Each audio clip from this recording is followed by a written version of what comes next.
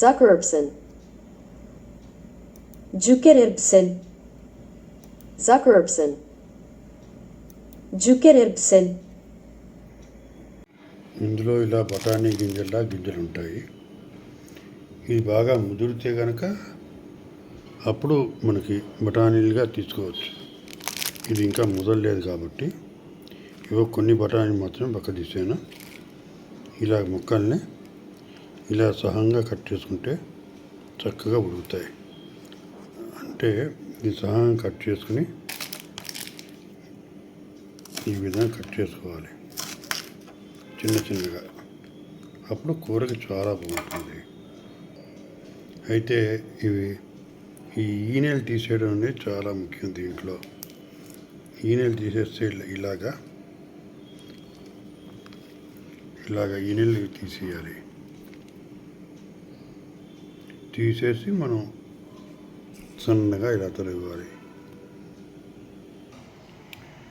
ఇది పెద్దదైతే ఇలా బఠానీలాగా పెద్దగా వస్తుంటాయి. ఇంకా పెద్ద ముదరలేదు కాబట్టి, అంటే పెద్దది కాలేదు కాబట్టి ఎక్కువ లేవు. చక్కగా ఈనెలు తీసి వీటిని ఇలా ముక్కల కింద చేసుకుని నీళ్ళల్లో కొంచెం సేపు ఉడికించుకోవాలి. తర్వాత మనం ఉల్లిపాయ అవి వేసి వేయించుకుందాం. దాంట్లో ఇవి వేసి చక్కగా ఉడికించుకోవాలి. మూత పెట్టుకుని ఉడికించుకుందాం.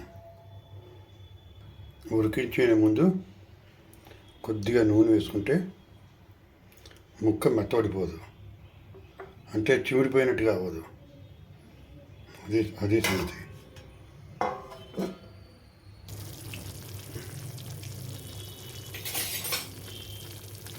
ఇది మాత్రం ఉడితే చాలు.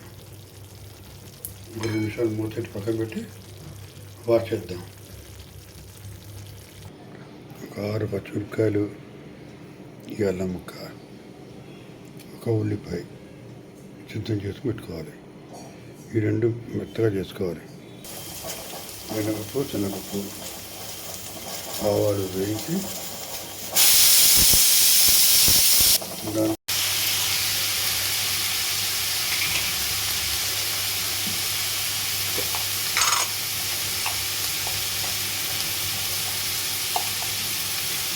వేసి కలిపాలి.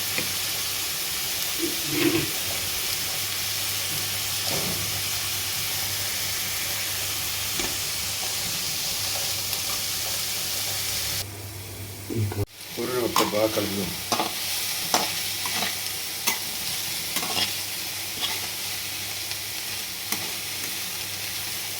చక్కగా తయారైంది.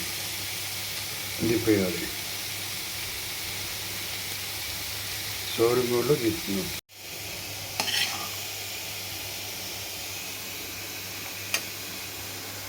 ఇలా తయారైన కూరని దైవ నివేదన చేసి వడ్డించుకోవాలి. Thank you for watching.